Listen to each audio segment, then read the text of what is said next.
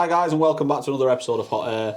First and foremost, thank you so much for joining us for what is our first real episode. Thank you for the support that you gave the first video, which was an introduction to myself and Gareth. Yeah. And also the little shorts video that we put out, which was kind of a little teaser about what we're going to talk about in this episode. So we've looked at all your comments, we've looked at the feedback that's been given, and we've taken it on board.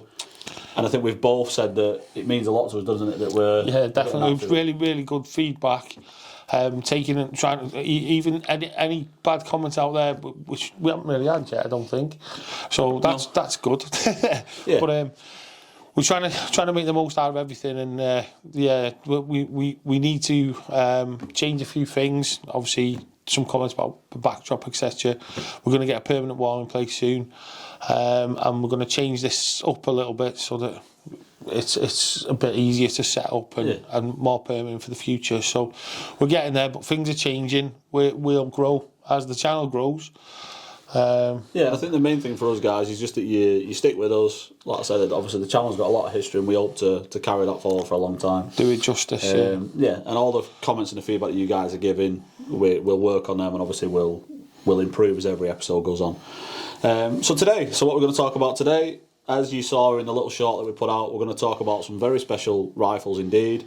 We're going to talk about some Venom custom rifles, and we're also going to talk about laser glided rifles, and also the master engraver himself, Mr. Don Bloxage. We're going to talk about the work that he did, and also give you a little bit of an update on some other things that are happening with the channel and that we want to do in the future.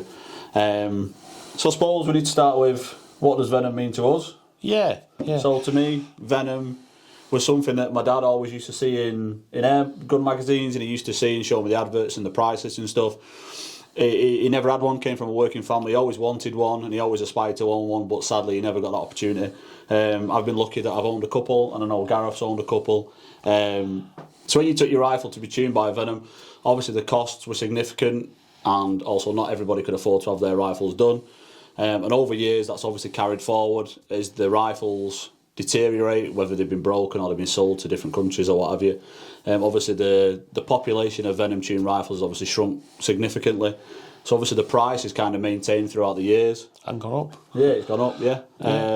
So that's what Venom means to me. It's a name that I always associate with quality. It's a name that I associate with a well-tuned rifle, and it's a name that I associate with fond memories of my dad, like I said, when I was a kid, and him looking in magazines and like drooling over these fantastic looking rifles. Gareth, what does it mean to you? Yeah, I mean, I'm exactly the same. It's kind of like I'm a bit of a car man myself as well, so it's kind of like the Cosworth of cars, if you like. It's taking a rifle that we all love, mainly Vidax in the case of the ones that I've had, but taking something like a 77 Mamba, but taking a 77 that's a little bit twangy out of the box. Don't shout at me, I love 77s, but yeah, they can be a bit twangy out of the box. And then, tuning it to get to a point where it's ultra smooth, ultra silky, and very consistent as well. Yeah.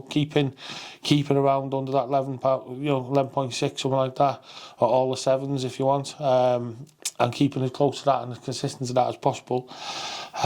That's my take on Venom. I mean, my dad did have access to Venoms, but we didn't have one of his own, and growing up in the gunsmith environment all the time, they'd sort of pull them apart and make their own, you know. So that was another thing that we used to happen quite a lot. I'm going to say venomizing, but yeah, bodging is another word, I think. Yeah. But it's obviously gliding the piston however they could, trying to button the piston like Venom did, gliding the spring, or a lot of the early tuners, they everyone's probably opened up a rifle at some point and found this, but Coke cans, they'd cut open Coke cans, and they'd put them round the spring, so it was smoother, and form it round so that the spring wouldn't bend as it went down the cylinder, so it went back and forth smooth. Because obviously, when you compress a spring, it wants to twist, and I think Airmasters in the early years, they kind of are going off the Venom course here on the Venom rifle program. So we will do an Airmasters show, but Airmasters combated it with their thrust bearing at the back of the piston, the back of the spring. But yeah, that's for a different show. But yeah, we've had several. I've had a Mamba, which is a shrouded barrel, Don Bloxage engraved as well. It was nice stock that was all hand back then, hand checkered, skip checkering, beautiful skip checkering on it, lovely, and that work. There's not many people. There's a friend of the show that does that now. Hopefully we'll be taking a trip to him with the Sheds of Knowledge. Yeah, absolutely. So, just while we're on that, guys, so Sheds of Knowledge is basically a little segment that we want to do, which is basically where we take trips to these geniuses, if you will, that have got these little shops in the garages or the sheds where they create these wonderful bits of kit. So we've got that lined up, so it's something that we do want to interject into the shows as we move forward. And like I say, you just have to keep watching. And it's a project. It's a little project. We'll talk about that at the end. Yeah, we'll talk about. We'll let you know about that at the end, guys. We'll let you know about that today because it's going to be an ongoing project. So we'll let you know about that. But yeah, sorry, I was just going to say. I think the thing for me with the Venoms is that I think for someone on the outside looking in who doesn't necessarily know a lot about Venoms, like I heard someone the other week, they came in the shop and they said, "Oh, I thought all Venoms looked the same." When actually, when you look back through time, a Venom was a truly customisable rifle. You literally picked every element of your tuned rifle. Yeah. So you could have laser gliding, you could have it shrouded, you could have it silencer, slim tech, whatever you wanted. Yeah. Everyone was different, if you like. Yeah, and you see some that obviously have had parts done that were Venom tuned or VMAC tuned, and then you get some that had, like obviously in the case of the Virac, they have the standard record trigger unit in it. So that's the one thing that always sticks in my mind, just how customisable these rifles were, and the fact that it was designed to the person who'd put the order in with Dave and Ivan, that it was, this is my rifle, I want it to be my rifle, if you will. Yeah, and spend what you want, That was another thing, each thing was a certain amount of money, and if you could afford the whole shebang, you were very lucky. Yeah. What we'll do, guys, is that we've actually got a Venom custom price list. So what we'll do is we'll drop this into the video here now. It'll just be a picture of the front screen and obviously the open out showing the prices. Way back when Venom Arms Company was up and running.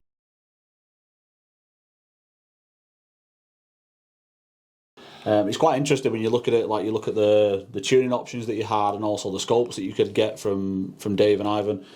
Fantastic to look at. You just bought that, haven't you? Yeah, it's just a real piece of history. It's wonderful. He's grabbed that off the internet, guys. Watch out for this man poaching all the Venom stuff, by the way. He's just grabbed that.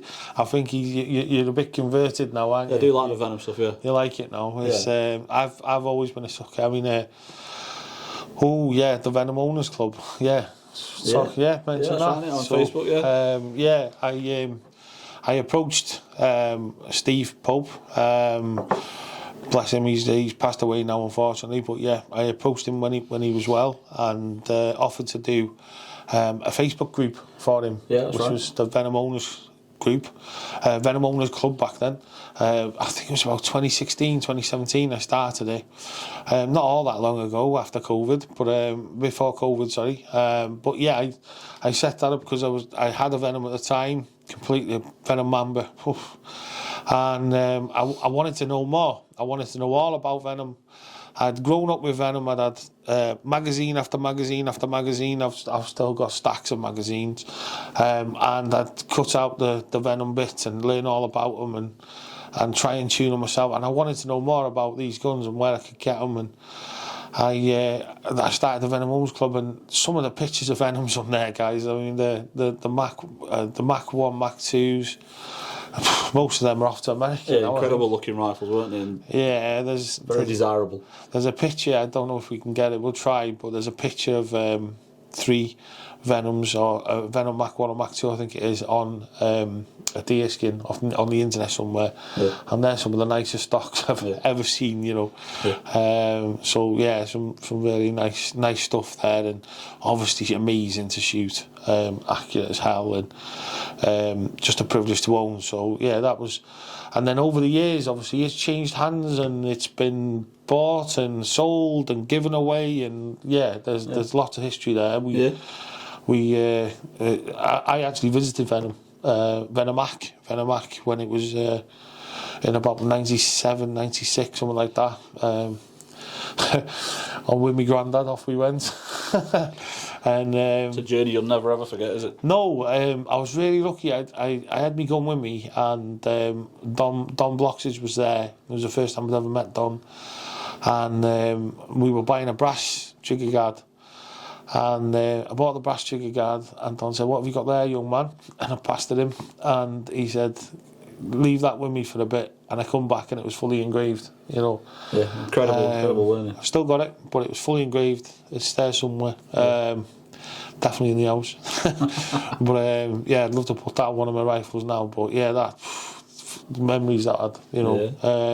So that meant a lot, and that grew to me really, really wanting a Venom over the years. Everyone did, didn't they? I think everyone was passionate about owning one. I think it's true of most people, like whether it be a full bore rifle or a shotgun or an air rifle, you do tend to have that one picture that's on your wall or in your phone that you look at and you go, one day I'll own that. Yeah. For me, it was always like the air rifles was always a Venom air rifle, and then the shotguns I always wanted a Beretta. Yeah. For whatever reason it was. Which now you've got several. Yeah, I've got a few now, yeah. Too many. But yeah, there's always that one that sticks in your mind, and for me it is, like I said, like the Mac 1, Mac 2, I always see the pictures of them and think they're incredible. Yeah, and that's phenomenal bits of kit. Yeah, that's with on the Mac 2, obviously the Mac 2 sort of, everyone, please don't shoot me here, guys, if I'm wrong on this, but I think Air Arms Pro Sport took a lot of the cues from the Mac 2, so a lot of the ideas and, you know, direct from the Mac 2, I think. There's a lot of similarities, isn't there?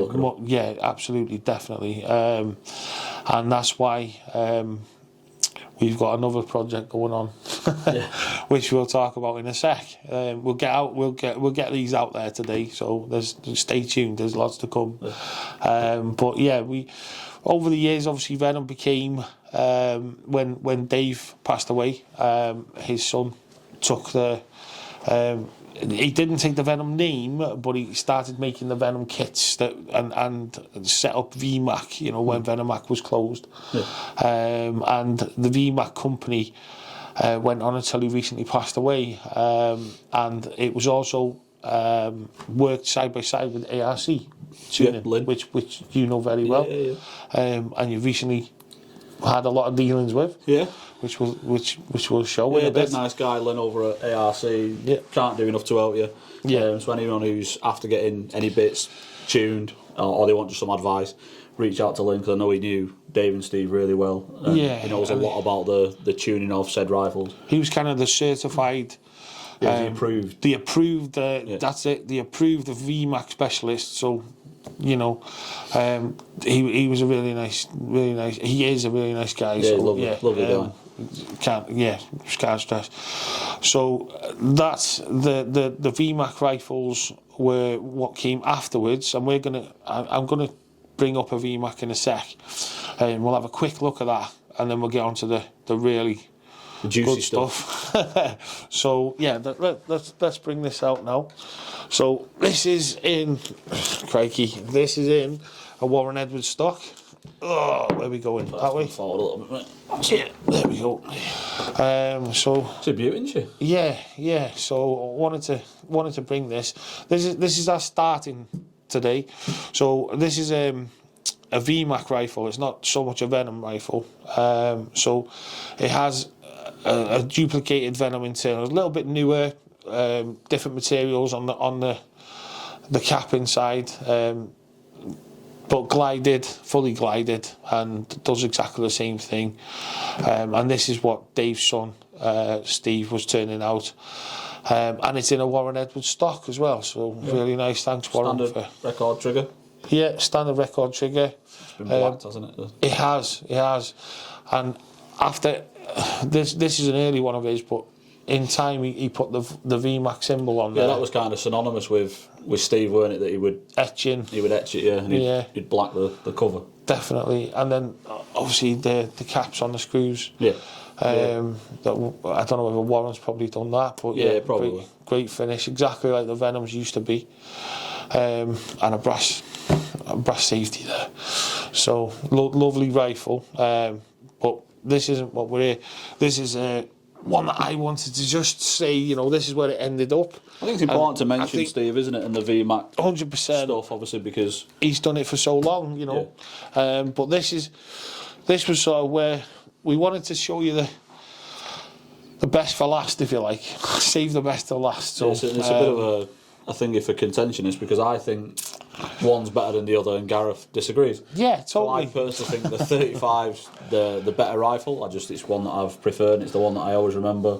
And I think the 80 is. And Gareth thinks the 80 is. So we'll start with the 80? Yeah, get the 80 out. Now, there's a reason the 77 isn't here, guys. The 77 is off. Look at that. Yes. 77 is off getting some work done.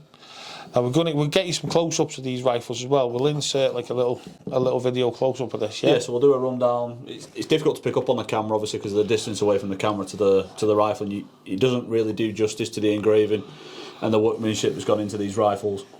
So what I'll do is I'll insert a video now.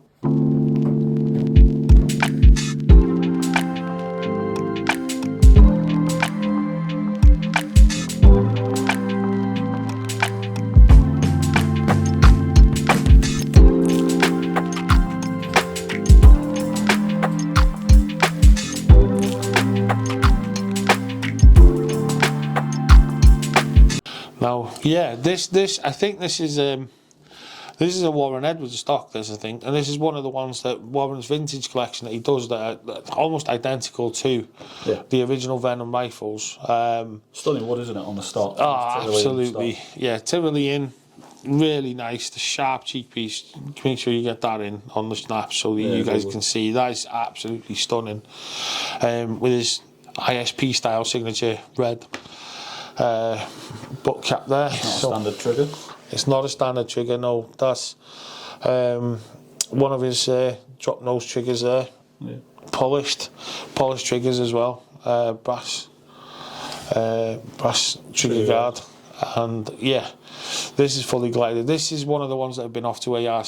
So this one's been off and tuned. It obviously had the original internals renewed, if you like. It's a bit like a car. When you've got an old car, it's important to keep them tip-top. And obviously Lynn's the guy that was approved, or still is approved, sorry. Yeah. As the guy that you would take your Venom or your VMAX tune bits to. Yeah, it's difficult. I mean, a lot of people say it's sacrilege to touch a Venom, you know, leave it as it is. But if it's running at 7 foot pound, guys, because the spring's been in there for 50 years, what are you going to do? Well, the one that was in this was like a banana. It was, it was. It was almost at a right angle. It was in a bit of a state. Yeah. And it didn't do the rifle justice. It wanted to be 100%. And if someone wanted to fire it, the next owner of it, if they wanted to fire it, they also could do that. It's tuned and glided now and working crisp, isn't it? So bull barrel? No, standard barrel with a Slim Tech silencer, all fully engraved. So standard barrel. The bull barrels with the Mambas are style with the shroud that goes down. Mm-hmm. That was the bull barrel type. But no, this is it's like the blue in is just like it was done yesterday. Yeah, it's incredible, isn't it? Yeah, we'll show that on the pictures, guys. It's just absolutely stunning. And I think we need to mention this checkering as well, because I think I'm right in saying I might be wrong, but I think that's Craig's work. I think Craig Petty's done this checkering. Done well, isn't it? Really sharp checkering. We'll show you a picture. That's anyone who needs any checkering doing. Craig Petty, he's phenomenal. Really, really top guy, and knows how to finish these rifles to a T. You know. Yeah. I mean, it's topped off obviously by Don's engraving, back of the cylinder, top of the cylinder, all the way down onto the moderator. It's a stunning looking thing, isn't it? Yeah. And you look at the detail that's on the engraving that he did by hand. Yeah, it's incredible. The fact that it's so neat and it's so meticulous is Yeah, I think insane. they used to call him the Chisel Man or something. Yeah. Something like that. Because obviously, Hand chasing or something they used to say. yeah, Chisel or something. yes, yeah. Because obviously, like new people, new engravers. In fact, there's one now doing a lot of work for ISP that's recent to it, and he uses a pneumatic engraver, where it's constantly firing, so they don't have to do anything. But they used to joke about Don back then because he'd be chasing it round, you'd hear his hammer going, so it's incredible. It is incredible when you look at it, the detail that goes into that. I mean, yeah, a lot of Venoms were done with engraving by Don, and he put the name of the gun down the side and stuff like that. A lot of rifles out there with his name on the top on a plaque, Venom tuning and stuff like that. A lot out there, guys. You know anyone that's got Venoms, they'll see them all the time. But I remember seeing a Webley pistol that had been done by Don. Oh yeah, and it was all over. It was every side of it. It was all over, and it was incredible. It should have been in a museum. It was stunning. Yeah, I think it probably is now. Yeah, probably is. Yeah. I mean, engines. I think there's a chopper. There's a chopper shop in London. I think.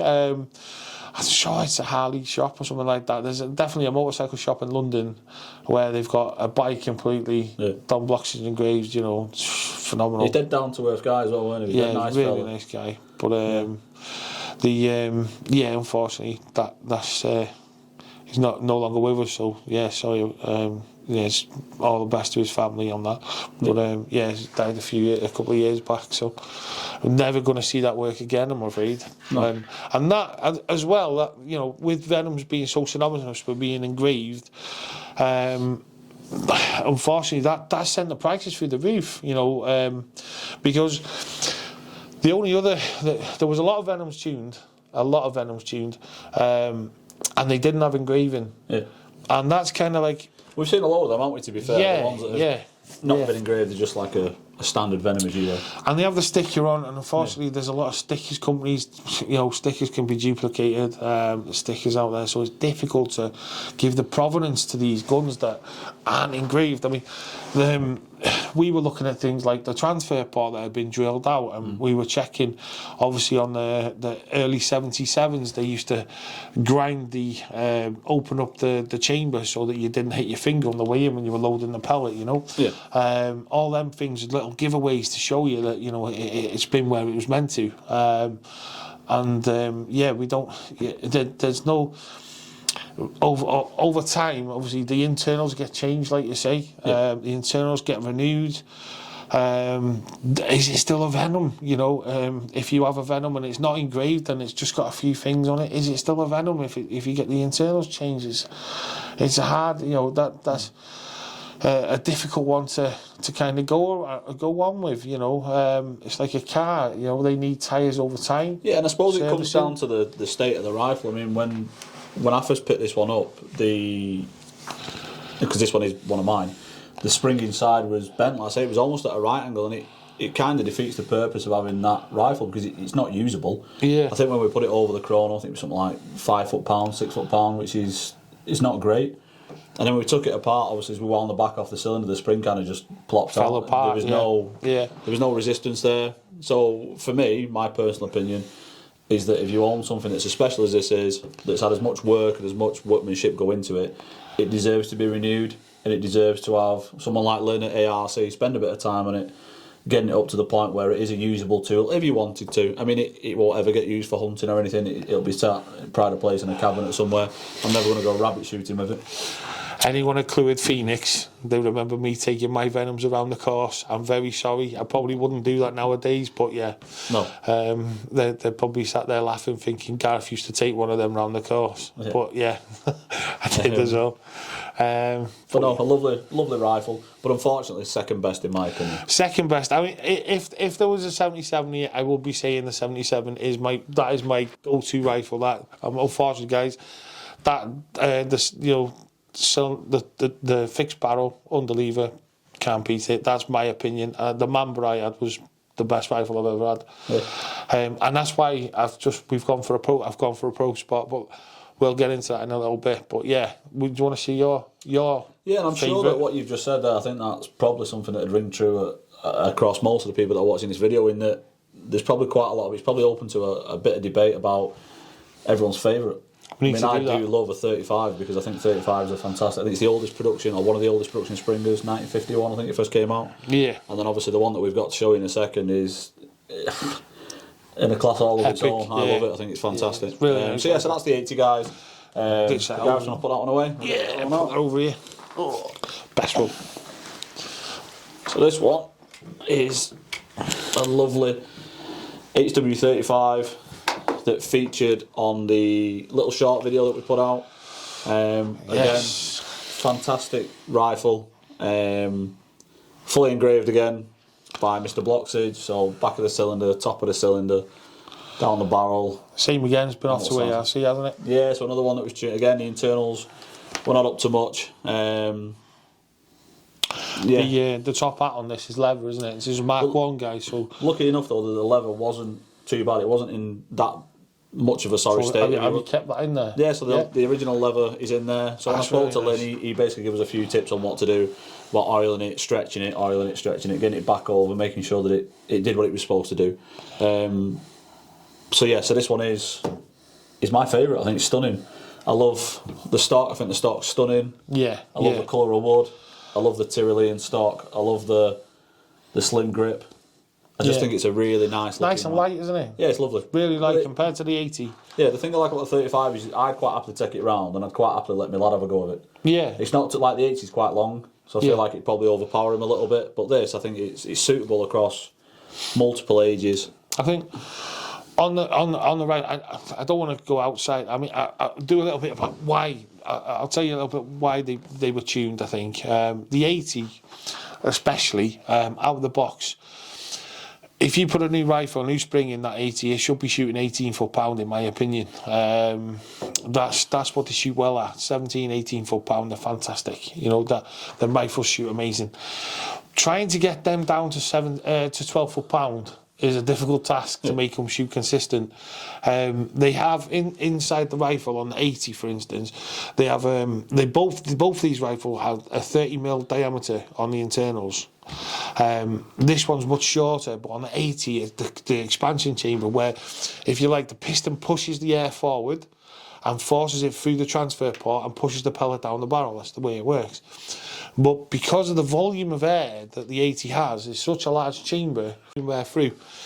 It was giving FAC power, 17, 18 foot-pound, and it'll shoot well all day at that. So by decreasing the size of the cylinder, by decreasing the size of the chamber, by sleeving the chamber down to 25mm, they could then take the HW77 internals, put that straight in, and it was much easier to get 12 foot-pound. So that's one of the things Venom did, and did very well. And there's a couple of other different ways, different companies did different things, but that's what Venom did originally. Yeah. As well as gliding them pistons and making them go back and forward smooth and keeping the metal off metal. So various, and then tuning the triggers. Just in the comments, guys, just out of interest, if you can let us know which was your favourite tuned rifle, if you will. It doesn't have to necessarily be a Virak, it can be any PCP, anything. Yeah, whatever you've had done. If you let us know, I'm dead interested to hear what you guys have got, or any ideas for any future videos for tuned rifles. It'd be great to do. Obviously, we've got loads of stuff planned ourselves, but as we said in the introduction, we're eager to include you guys as much as possible and kind of take a lead from you and what you want to see. And again, just going back to this rifle again, just tip the cap to Don for the engravings on this. It's wonderful, isn't it? Like I say, back of the cylinder, top of the cylinder, it's marvellously well engraved. Yeah, we'll get some pictures of this. We'll get some videos so you guys can see close up exactly. Just like the 80 guys, I'll drop a video of this one in now.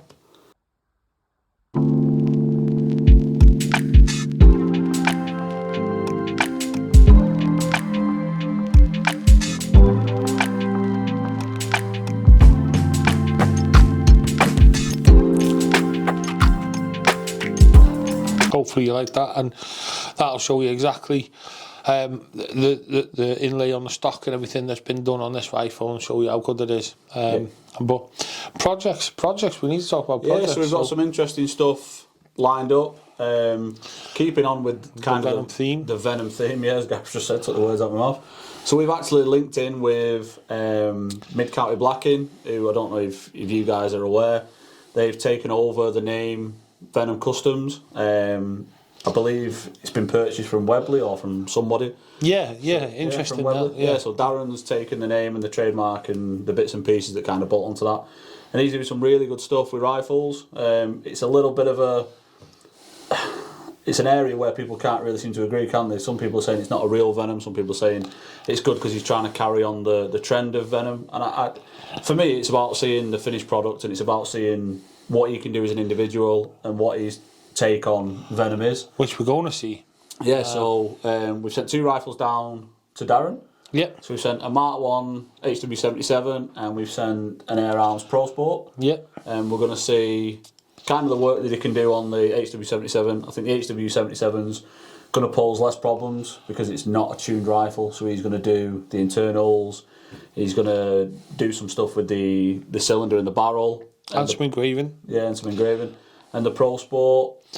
Yeah, hopefully we give him some ideas. Obviously, it's down to Darren. I've said to him, you're free to tune it however you want. You know, I really want to see what they can do. But hoping for some sort of 22mm conversion like Tony Lees does. I think it's Tony Lees or Dave Lees, someone on there on the internet. They do a very, very good 22mm conversion, which is similar to what Venom did with the lowering the compression size for a whole different reason. But they short stroke it and do all sorts of things, wonderful things, which we're going to see, and hopefully. Yeah. Do comparisons and stuff with. Yeah, but, as soon as they're done, we'll do a video with them and we'll show you. And hopefully go down to Darren with the camera and we'll bit of a tour of the workshop again. Yeah, I think it's important because they do own the name, guys. They they've been given the name by, it was Webley Venom, as we know, and they do a lot of work for Webley Direct, and they fix a lot of the kind of Webley's right arm for fixing anything that goes wrong at Webley. So the owner of Webley decided to give them or sell them very cheaply the name, to which he's using. And this guy, Darren, he makes full bore rifles. He customises everything. He customises his rifles, his shotguns, and he puts them under the Venom Custom logo, which is, you know, something that we're looking forward to seeing. So yeah, we'll do a whole new show on that. We're looking forward to that. That's why we haven't gone into that depth and we haven't mentioned much about that today. We wanted to keep it to Venom's sort of VMAC because obviously late Steve, and wanted to go down that route and keep it traditional Venom. But I know Venom, they were keen on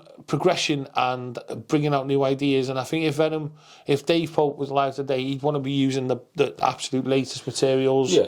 And I think you'd probably give a nod to people that are still trying to carry it on, because it's continuing with that theme, isn't it? Taking a standard rifle and making it something quite special. Making it better. And there's so many guys out there. I'm going to mention no one, but there's so many guys out there in the sheds doing really, really good jobs, and they're all across the forums. People, paying money and getting really nice piece of kit back. Yeah. Tuning out there is phenomenal right now. But Venom's the first. Debatable, but Airmaster's Venom. There's Venom was the one for me, guys. And me, I think Venom's super. So that's why we wanted to do it justice on the first show, and put it out there. I know Lloyd was very keen for us to do a Venom show, and it's not going to be the last one. I said earlier, it's definitely not going to be the last show. This is more of an overview, isn't it, as opposed to a deep dive? Yeah, we wanted to give you a rough idea. We haven't got a 77. Wanted to have a 77 here, but it's off getting tuned, so still to come. Look forward to that. And just while we're talking about projects, guys, so we've got we mentioned in the introduction to ourselves that we was going to have like a bit of a giveaway or a raffle type deal, and with Sheds of Knowledge. So we're going to do a tour of all these geniuses that are in the sheds that do all these wonderful things that not many people can do. And we're going to take a standard Webley longbow, and we're going to take it donated by Grill. Yeah, and we're going to get the stock redone. We're going to get the bluing redone. We're going to get it tuned. We're going to do all sorts. We're going to go to town on it. We're going to get some engraving done as well, which may not be to everyone's taste, but it's as close as to Don's engraving that we can get at the moment, and we're going to get that done. And then we're going to get it blacked afterwards. I know a lot of you guys have been saying, doing Airstream, contact ISP. They're going to do our blacking. So Sean is a friend of mine, and he's been roped in. Don't worry, he's got no choice. He's going to do something Kicking for and us. screaming. And we will get him on video. You will be on video, Sean. He said he won't, but we'll hopefully sneak him in there. Yeah, definitely. So there's a lot of people, lot coming that we want you to stay tuned for. These are going to get better as we get more content, and we do both have full-time jobs. So as this progresses and becomes more of our lives and we get used to it, we'll be able to fit it in quicker around our jobs, because at the moment it's very difficult for both of us, family and jobs. You know, we're trying our best to get the content for you guys and keep it good, isn't it? Yeah. Keep good stuff coming. We don't want to just feed anything. We want, you know, quality stuff out there for you. So hopefully we can keep that, you know, like they used to. Yeah, absolutely. Yeah. Happy days. Yeah. So once again, guys, thanks for tuning in. Please like, subscribe, comment as much as you want. Like I said, the last lot that we saw on the full first episode. Which Venom you like? The short. Yeah, let us know which Venom you prefer. Let us know which tuned rifles you like. Everyone's got an opinion on Venom, certainly, and everyone's got an opinion on who are the best tuned rifles. Let us know. Like I said, bombard the comments, let us know. And if there's anything that you want to see us do in the future, please let us know. As we mentioned in the comments to a gentleman who left a comment about doing more of a close one internals, that is coming. We've got something that we want to do with that, haven't we? We've got on. Yeah, when we take a trip to these tuning people, ARC might be one of them. So we'll see more then. Yeah. We don't want to rip it open ourselves. No. I don't. I don't, definitely. But yeah, there's people we'll be going to that'll take it apart and show you the internals. Yeah. Okay, guys. So thank you. Please like, subscribe, share, leave comments, and we'll see you on the next episode. Thanks, guys. Bye. Take care. Bye bye.